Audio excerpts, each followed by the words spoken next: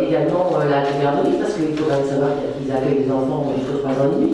Et là aussi, il y aura une ouverture. Oui, non, c'est pas. Là, je parlais au niveau de la garderie, qui prend aussi ce relais et qui va ouvrir le mercredi 8h-18h non-stop. Voilà, ça ne sera plus fermé le mercredi sur le temps de midi pour les parents qui y travaillent. Oui, vous allez voir, j'ai modifié l'ordre justement pour qu'ensuite on puisse en parler. Bien, donc on va procéder au vote de ces 4 jours. Je vous rappelle que c'est quand même l'Éducation nationale qui, à la fin, a la main sur cette délibération. Donc, y a-t-il des abstentions? Le groupe de M. Van der Hoeven, abstention, plus Mme Marlot, plus Julia, attention procuration. Voilà. À part les abstentions, y a-t-il des avis contraires? Eh bien, je vous remercie. On va donc revenir au déroulé, à savoir service ressources humaines, Madame Christina, filière animation, adaptation et nouveaux horaires d'ouverture. Donc, comme vous avez pu le voir dans la délibération, c'est l'occasion de refaire le point sur les postes au niveau des rythmes scolaires. Donc, en supprimant des postes qui avaient déjà été créés, des postes vacants créés en 2013, et donc en créant des postes pour le nouveau fonctionnement, plus les postes existants actuellement. Avez-vous des questions, M. Lagarde? Il y a des questions? Sur les postes. Non? Non, parce que j'ai vu que c'est... Bon. On peut donc passer au vote? Y a-t-il des abstentions, des avis contraires? Oui, c'est logique. Continuez dans l'abstention du fait que vous étiez abstentionniste dans les 4 jours. Donc, je vous remercie. Idem pour Madame... Abstention, idem. Madame Marlot aussi, abstention avec vos procurations. Je vous remercie. Adaptation aux besoins dès la rentrée de septembre. Oui, c'est ça. C'est bon. Donc, là-dessus, il n'y a pas de questions. Avez-vous ou pas? Alors, non. Adaptation besoin dès la rentrée, actuellement 14 agents en ETP, en équivalent temps plein, après justement 12, oui, des postes. Donc là, c'est pareil, on continue, c'est dans le même bloc. Ok, je vous remercie. Nouveaux horaires d'ouverture de la bibliothèque. Alors, au niveau des... Donc, vous avez pu voir aussi dans la délibération, les nouveaux horaires de la bibliothèque, le nouveau fonctionnement avec l'ouverture d'un dimanche sur le premier dimanche et le troisième dimanche. Donc, cela est dû aussi au personnel qui est parti en retraite. Où il y a une personne aussi qui est partie dans une autre ville. Donc, nous avons rencontré le personnel. Non, mais si ça vous intéresse pas... Non, mais c'est rien, continuez, on va passer au vote. Non, mais après, vous allez me demander pourquoi. Si on a rencontré le personnel, si donc on a rencontré, il y a eu 5 phases de travail avec le personnel, on les a écoutées. Donc, parce que là, elle travaillait tous les dimanches, donc on a revu avec elle. Voilà, 5 phases de travail. Ok. S'il y a donc une question, vu qu'elle a été posée, comme dirait Marcel, en amont, on va passer au vote. Y a-t-il des abstentions? Monsieur Van der Hoeven. Oui, monsieur le maire, parce qu'on le dit souvent, c'est vrai que je suis poussé qu'il y ait une concertation avec le personnel, monsieur Chantal. Néanmoins, on s'aperçoit qu'il n'y a toujours pas de règle de la commission culture, toujours pas de règle de la commission sport, c'est très bien. Donc, comment voulez-vous qu'à un certain moment, nous, conseillers de l'opposition, puissions se prononcer valablement alors qu'il n'y a pas eu de commission dans ce domaine? Pour moi, c'est absolument impossible. Mais c'est tout simple, c'est tout simplement. Moi, je peux tomber tout au moins. Non, juste me rappeler. j'en ai parlé, mais ils ont fait un copier-coller de votre ancienne mandature. C'est pas vrai. Ils ont fait exactement la même chose. Je leur ai dit, attendez. La date de la dernière commission culture quand même. Pareil pour les travaux. La date de la dernière commission culture, il faudra me la rappeler la date. Non. La commission scolaire, il y en avait un peu plus quand même. Ah bah oui. Bon. Ouais, ça fait partie du folklore de Condé. Bien, revenons sur ces horaires, s'il vous plaît. Est-ce qu'on peut passer au vote? Si oui, on va le faire. Y a-t-il des abstentions? Abstention, bien sûr. Avis contraire? Eh bien, je vous remercie pour le personnel de la bibliothèque. Ensuite, on va revenir dans la chronologie. Événement culture, d'abord monsieur Jean-François Smith et ensuite monsieur Ford. Jean-François, convention avec les écoles, tarifs, école musique et Serge, modification complexe. Donc en fait, il s'agit d'acter une convention réalisée par les 3 écoles de musique, donc de Condé, Vieux-Condé et Herny, concernant un bon nombre de points. Donc en fait, depuis quelques décennies, les liens entre ces 3 écoles de musique sont assez forts et elles organisent des actions communes, réunions, création d'ensembles instrumentaux, recrutement de professeurs communs, possibilité d'un élève en cours de formation musicale de pouvoir passer pendant un an prendre des cours dans une autre école et ainsi de suite. Donc voilà, donc il était temps de passer à l'écriture d'une convention et de rendre lisible toutes ces actions. Et surtout, il fallait aussi répondre à des questions un petit peu plus techniques, comme par exemple l'assurance, les adhésions, et ainsi de suite. Voilà, donc tout a été acté dans la convention. Autrement dit, sans mauvais jeu de mots, tout ce qui existait avant, on l'a mis en musique. Voilà. Bien, sur ce sujet musical, avez-vous des questions? On a écrit ce qui existait depuis très longtemps. Y a-t-il, on va passer au vote, y a-t-il des abstentions? Abstention idem. Pareil, Madame Marlossier, abstention avec vos procurations. Avis contraire, je vous remercie pour la musique. Ensuite, tarif de l'école de musique, Jean-François. Alors justement, par rapport à, lors de cette convention, il a été demandé par ces 3 écoles donc, de mettre en cohérence les tarifs des 3 écoles de musique. Donc par conséquent, comme les 3 écoles de musique avaient des tarifs différents, il a fallu justement essayer de réharmoniser tout ça. Alors par contre, il a fallu revoir nos tarifs. Alors, au niveau, parce que ça je l'explique tout de suite aussi, sachant que nos tarifs à nous étaient très très bas, les autres écoles, du moins des autres communes, voulaient en gros que nous fassions un tarif commun pour les Condéens, les Hermitiens, les Fresnes, Fresnes-sur-Escaut également, et Vieux-Condé. Et donc ça nous faisait, gonfler nos tarifs quasiment passer du simple au double. Donc ça, monsieur le maire et moi-même avons refusé. Et donc c'est pourquoi, dans la nouvelle grille de tarifs, nous sommes passés dans une grille de tarifs avec ceux qui sont extérieurs aux 3 communes, un tarif préférentiel pour les Condéens, les Hermitiens et ceux de Fresnes-sur-Escaut, et un tarif beaucoup plus préférentiel pour les Vieux-Condéens. Voilà, donc qui a été légèrement augmenté, mais vraiment très peu par rapport, parce qu'en gros, on aurait dû normalement s'aligner sur la 2e grille de tarifs, celle qui est au milieu. Donc ça nous est passé par exemple pour le jardin musical pour un seul enfant, on passait de 10 € à 20 €. Donc on a fait une légère augmentation, par exemple de 10 € à 12 €, de 15 à 18 €, de 15 à 17 €, de 20 à 22 €. Voilà. Il n'est pas lié. Voilà, on a fait surtout une très petite augmentation parce qu'on ne voulait surtout pas pénaliser les Vieux-Condés. On reste dans la musique, C'est pour ça qu'on a fait, par rapport à ce qui était demandé dans la convention, on a créé 3 grilles de tarifs à la place de 2. On reste dans la musique, donc tu as harmonisé les tarifs. Voilà. Y a-t-il des questions? Il n'y a pas de questions, on va passer au vote. Y a-t-il des abstentions? Oui. Idem, Madame Marlot, s'il vous plaît, merci. La même chose. L'école de musique, bon, merci. Les gens derniers, pas les machins.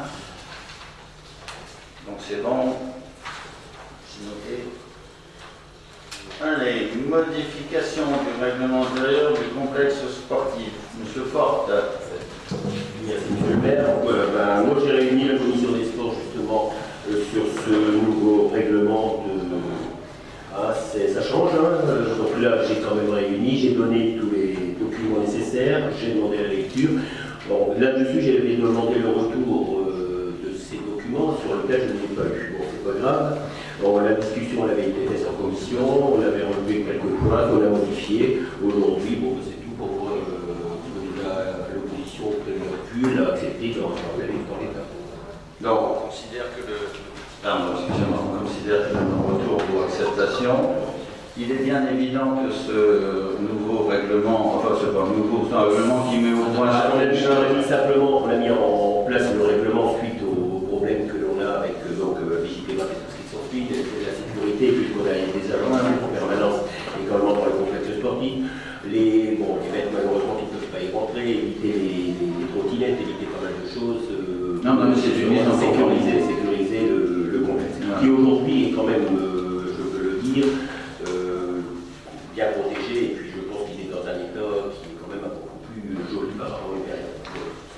Merci Serge. Alors, pour votre information, le règlement, s'il est adopté ce soir, il sera donc envoyé au président des différentes associations et ou organisateurs de l'ensemble qui devront paraffer et signer ce document, comme un acte Ça sera administratif, c'est-à-dire que le document en lui-même, là il est présenté, l'association recevra nominativement ce document, il sera donc signé paraffé page par page et lui approuvé à la fin. Et celui-là qui ne le fera pas, je suis désolé, s'il n'accepte pas le règlement de cet État aujourd'hui, il n'a pas d'accès automatiquement au complexe sportif. C'est clair et c'est net. On n'a pas de souci particulier, on n'a pas de souci dans le complexe, donc il y a les gardiens, ça ne change rien au complexe, il y a les gardiens, il y a la grille, aujourd'hui elle a été refaite, elle a été remise dans l'état également, je ne sais pas si tu as vu ça, ils sont en train de refaire la grille, ça se permet, on aura pas mal de choses également de sécurité, on est dans un contexte aujourd'hui, on est obligé de sécuriser tous ces lieux. Bien, monsieur Franck Capable. Non mais j'ai deux questions simplement. J'entendais M. Fort dire qu'il attendait le retour du document. Oui. C'est par rapport à la commission. Non, pour certains clubs. Non, dans le plan, la commission. Et la commission. Ah oui, je préfère. Non, les clubs, ils vont le recevoir. Voilà. À la commission. Voilà. Ça c'est la première chose. Et ma deuxième question, c'est que il y a des projets qui seront complexes. C'est vrai que quand c'est destiné à une association, proprement dit, on se rencontre avec l'agent sport, on en discute. Et je crois que ça m'a été rapporté par les dirigeants qu'il y aurait peut-être un projet de déplacement du local de l'ALC dans le complexe, peut-être vers... Le chalet. Le chalet, oui, bien sûr, on est en train d'étudier tout simplement. Oui, mais j'aimerais bien, monsieur, que dans cette étude, il y a concertation aussi. Dans cette étude, il y aura une concertation, mais le problème est très simple. Mais autant le dire, c'est ce que je vais faire. Notre ami Ambroise, malheureusement, est décédé.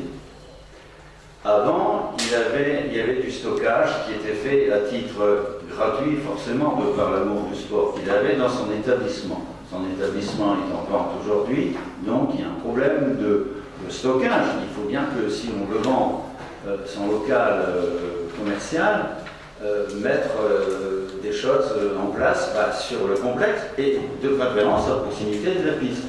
Donc ce qui est en train d'être envisagé par M. Maximovic, c'est de regarder la faisabilité d'un démontage avec précaution de ce chalet qui est en bout de piste pour le ramener vers ce qu'on peut appeler le cœur du stade. Mais aujourd'hui, la faisabilité n'est pas encore définie, sauf erreur de ma part, M. Maximovic. Max, sauf erreur de ma part, le démontage du chalet n'est pas encore est en étude. On va aussi mettre du courant à l'intérieur de ce chalet, ce local de stockage, c'est comme ça qu'ils vont l'appeler, et forcément on viendra vers l'ensemble des utilisateurs du stade sur son implantation, qu'elle soit la plus proche possible et convenable pour tout le monde. C'est aussi simple que ça. Moi, je me permets, j'ai une petite sur un problème également, puisqu'on en a discuté avec l'entraîneur principal, qui m'a demandé de savoir s'il pouvait mettre un nouveau, comment on appelle ça, modulant. Donc, il nous a demandé si on pouvait enlever l'ancien, éventuellement, remettre un nouveau qui fait 8 mètres sur 5. Donc, je pense que tout le monde va être au courant de ce qui est du projet que l'on a aujourd'hui. le projet c'était de rapprocher le chalet. Aujourd'hui, on dirait qu'on prend tout le monde à la gorge en disant personne n'est au courant, tout le monde est au courant. On veut remettre ça à côté de la buvette. C'est pas compris. Tout le monde est au courant. Tu sais très bien que je suis souvent complexe. Oui, tout le monde est au courant. Mais ça ne reste que des bruits. Donc, à cause de ça, je te pose la question aujourd'hui officiellement. Non, le problème, c'est tout simplement la faisabilité. Est-ce que c'est réalisable en prendre l'ancien et le déplacer ou pas? C'est simplement ça. Mais bien évidemment, quand on reviendra vers les utilisateurs. Et c'est pour ça que quand il veut prendre son nouveau branchement, il m'a posé la question, savoir si on pouvait le mettre là-bas derrière le complexe, derrière la buvette. Voilà, c'est tout. Bien. Voilà. Il n'y a pas de question, on peut donc passer au vote. Une précision. Une précision. Juste une petite précision pour rappeler un certain nombre de passages, notamment la rue du 8 mai 45, et la réflexion aussi, elle doit être un peu plus globale. Le chalet, bien sûr, c'est la nature du bois qui fera qu'on le gardera ou pas si on arrive à démonter et remonter, mais aussi la possibilité de réfléchir sur une deuxième pénétrante sur le stade par rapport à l'entrée qu'on a actuellement, on va dire en face de l'école de musique du collège, pour avoir une nouvelle pénétrante, là où on appelle ça l'autoroute.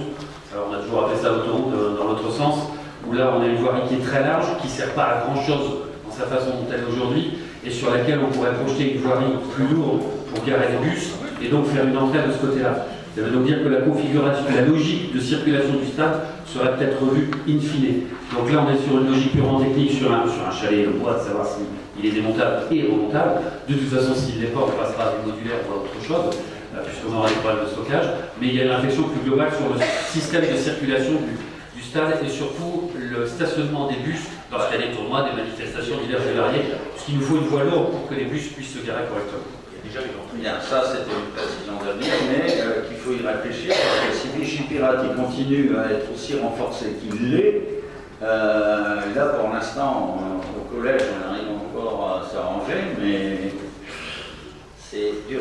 Bien, on peut passer au vote si vous le voulez bien. Y a-t-il des abstentions, des avis contraires? Oui, monsieur le maire, il y a eu une réunion de la commission des sports. Oui, mais la commission des sports est consultative. Aujourd'hui, on passe au vote. Mais oui, nous avons été consultés dans la commission des sports, donc nous votons. Eh ben, c'est absolument formidable. C'est un moment d'émotion, et donc je vous remercie de cette belle unanimité, avec encore une fois de plus une pensée pour notre ami Ambroise. Bien, il nous reste un dernier point à voir, c'est politique de la ville. Étant donné que M. Joël Sider est parti faire la fête en Allemagne, il faut le dire, c'est moi qui ai donc la responsabilité de vous donner cette fiche qui est jointe page 16. La notification de l'État, je sais que certaines associations, en particulier le Boulon, étaient à juste titre impatients de connaître si nous étions revenus ou pas. On a été notifié très tardivement, et franchement très tardivement cette année. Néanmoins, les actions qui sont présentées par la ville et ses partenaires ont la plupart été retenues. Il est à noter la non-participation de l'État, ça c'est une information que j'ai eue récemment, pour le CISPD. Vous savez que le CISPD, c'est une action commune avec la ville de Fresnes, de Condé, de Vieux-Condé. Les autres années, nous avions une participation de 20 000 €. Donc le salaire, moins 20 000 € divisé par 3 sur les 3 communes. Cette année, monsieur le sous-préfet m'a envoyé un courrier disant qu'il fallait être vigilant sur toutes ces actions, mais que malheureusement, il n'y a plus de sous. Voilà. C'est ainsi, c'est voilà. Donc la page numéro... J'ai pas entendu, parce que c'est vrai qu'on comprenne. J'ai pas compris ce que vous avez dit pour le dos. J'ai dit simplement qu'à juste titre, l'ensemble des intervenants, et particulièrement le Boulon, a été impatient de connaître, page 16, donc vous voyez apparaître. Néanmoins, je tiens à vous rappeler, comme c'est indiqué, page 16, que cet engagement contractuel ne prendra effet qu'une fois que l'État aura notifié à la ville sa décision. Hein? Parce que moi je m'inquiète, j'ai vu les déclarations de monsieur le ministre des Finances ce matin, nos personnels fonctionnaires n'auront pas leur augmentation de points, et compte tenu de la surprise de cette louis, je ne sais plus combien, milliards d'euros, il va demander aux collectivités locales de faire des efforts. Voilà, voilà. Bien, ceci étant dit, sur cette question, on va passer au vote pour l'approbation du compte. Ah oui, pardon, je vous en prie. Approbation du compte. Monsieur le ministre, il y avait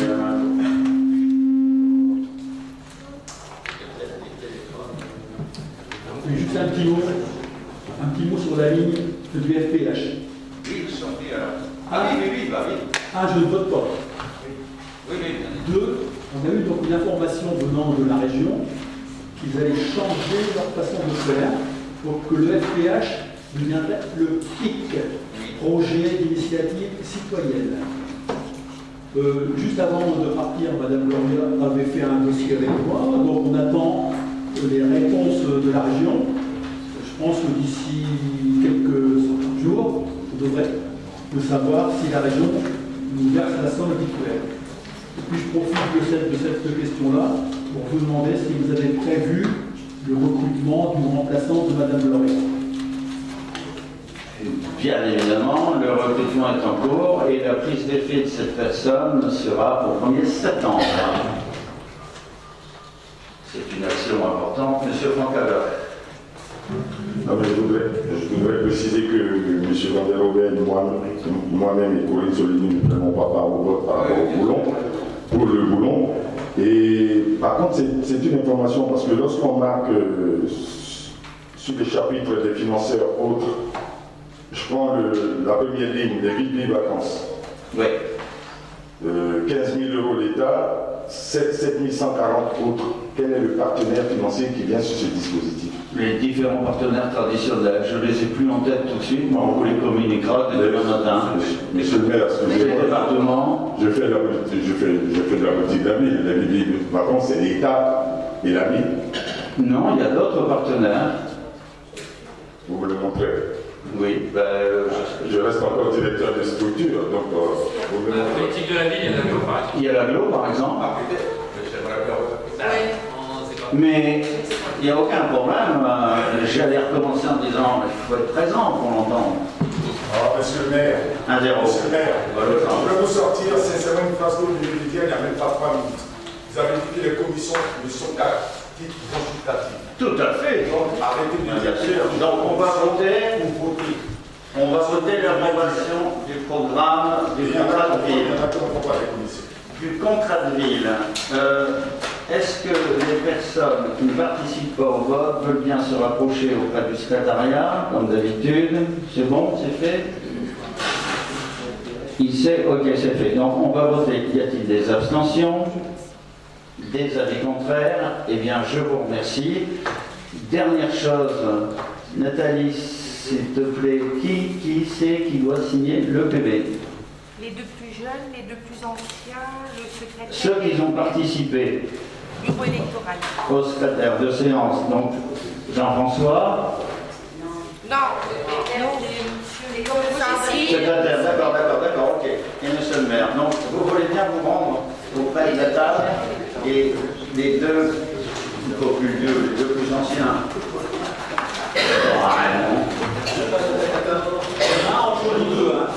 Ouais, c'est moi.